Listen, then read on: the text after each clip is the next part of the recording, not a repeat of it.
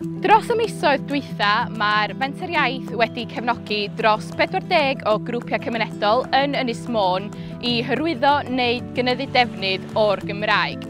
Mae hyn wedi bod yn bosib trwy gronfa adfywio cymunedol y Deyrnas Unedig, a da ni wedi gallu cynnig cefnogaeth ariannol ac ymarferol i amrywiaeth o grwpiau. Rhai o'r rhain yn cynnwys cylchod meithrin, cynghorau tre, grwpiau celfyddydol a chwaraeon.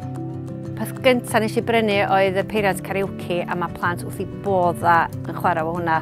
Da ni'n chwarae CDs gyda Dafydd Iwan a Cwmryd yr Hosyn a hynna I gyd, a mae wrth I bodda yn canu karaoke.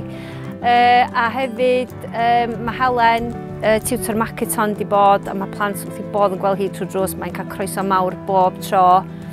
A Siwan Llynor di dod I fewn I wneud sesiynau creadigol, a mae hi wedi cael yr un effaith jyst as barduno'r iaith I blant.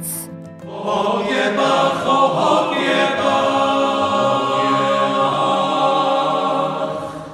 Mae'r grant wedi helpu ni ar ôl y pandemig I ail-sefydlu, I ail-gychwyn, ond yn fwy pwysig na hynna I gomisiynu darna newydd.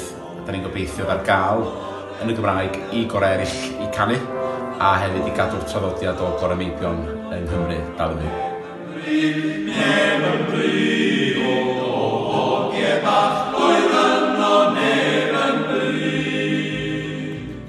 Mi nathon ni fedru rhoi noson gomedi ymlaen efo llu artistiaid fysa ni fel cwmni elusennol ddim wedi gallu fforddio I dalu heb help y grant yma. Oeddan ni'n werthfawrogol iawn o'r grantiau cymunedol gosyn ni gyn Menter Môn ar gyfer ariannu ymgyrch ar ran papur menau. Mae papur menau bapur bro 14 yn Ynys Môn. A be wnaethon ni o defnyddio'r grant ar gyfer ceisio cynyddu darlleniad a cylchrediad papur gan sicrhau bod ni'n medru cael mwy o gyfranogwyr, mwy o ddosbarthwyr a hefyd yn hyrwyddo'r papur ymysg pobl sydd ddim yn darllen y papur ar hyn o bryd. Os ydyn nhw'n bodda cael, os y cefnogaeth fel hyn yn dal ati, sy'n galluogi ni I ddal I wahodd pobl I fewn a prynu adnodda mae plant angen I wella Cymraeg. Yn sicr, os ydy'r grant yn dod I fyny eto yn y dyfodol, mi fydda ni fel theatr yn sicr yn gwneud cais arall amdano fo.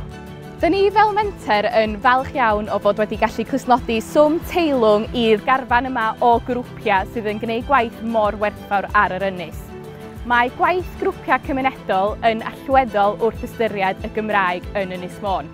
Ac mae'r perthnasoedd da ni wedi meithrin wrth gydweithio efo'r grwpiau cymunedol dros y misoedd dwytha yn golygu bod ni am allu cyrraedd cynulleidfaoedd ehangach fyth.